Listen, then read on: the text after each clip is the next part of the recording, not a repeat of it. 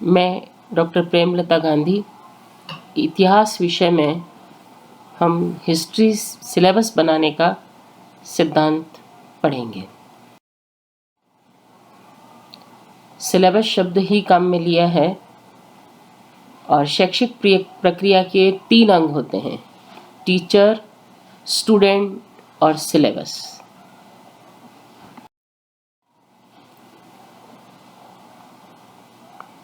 इसके सिलेबस बनाने के सबसे पहला जो हमने लिया है वह इतिहास के उद्देश्यों को पूरा करना।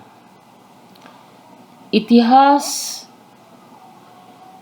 में काल का, समय का, जीवन गाथा का संपूर्ण ज्ञान कराया जाता है। इन सब का समावेश इस सिलेबस में होना चाहिए।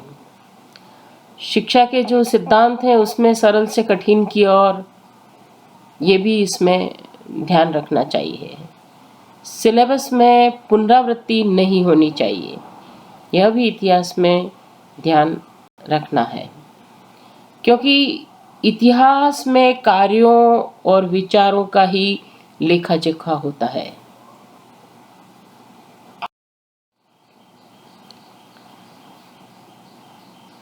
दूसरा बिंदु है बाल केंद्रित, स्टूडेंट ओरिएंटेड पाठ्यक्रम होना चाहिए। Principle of a need and interest, आवश्यकता और बालक के रुचि के अनुसार रोचक ज्ञान प्रदान करने वाला पाठ्यक्रम होना चाहिए, क्योंकि जब वह पाठ्यक्रम रोचक होगा और नवीन होगा तो बालक जिज्ञासातुर बनेंगे, और बालक जिज्ञासातुर बनेंगे तभी ही शिक्षक अपना अधिगम दे पाएगा।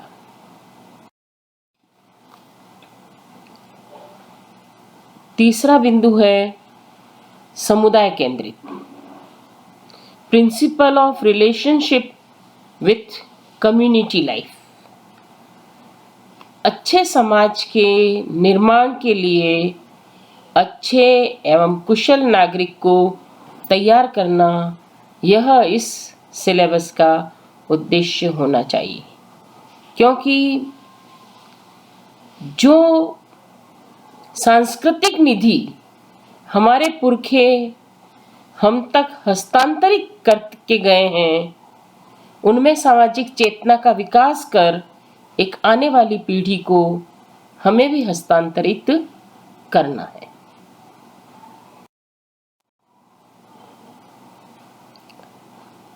चौथा सिद्धांत इसका है एकीकरण पर आधारित सिद्धांत, principle integrated and correlation. Bharat हमारा विविधता का देश है और हमारी पहचान यही है कि विविधता में एकता हो।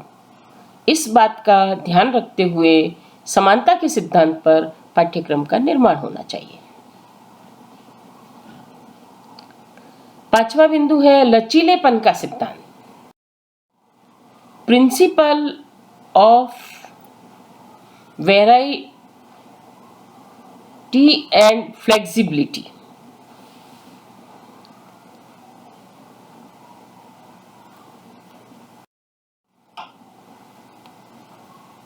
छठा बिंदु है दिखने वाले सिद्धांत, जो पाठ्यक्रम निर्माण के सिद्धांत हम लोग पढ़ते हैं, सारे एजुकेशनल वैल्यूज भी हमारी इसमें समाहित होती हैं, वही सिद्धांत सारे इसमें समाहित किए गए हैं।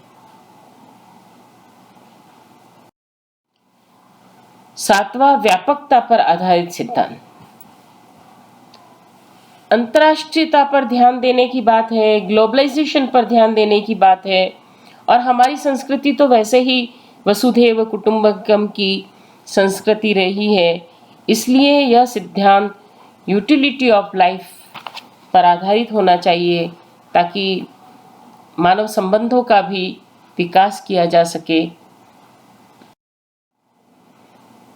जो कि हमने यहाँ पर 8वें नंबर पर डाला हुआ है, प्रिंसिपल ऑफ ह्यूमन वैल्यूज जिस प्रकार पृथ्वी पर संकट आए, कोई ग्लोबल परेशानी आ जाए, तो इसमें सब एकजुट होकर योजनाबद्ध तरीके से इन सबको दूर कर सकें, चाहे वह अतिवृष्टि हो, अनावृष्टि हो, महामारी हो, युद्ध हो, बेरोजगारी हो, इन सब का पुरजोर मुकाबला कर सकें।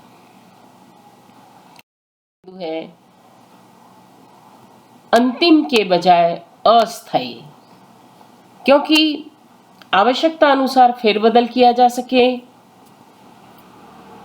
हमेशा क्रिएटिव अचीवमेंट होते ही रहते हैं। उन अचीवमेंट के आधार पर पाठ्यक्रम में भी समय अनुसार इसमें बदलाव किया जाना चाहिए।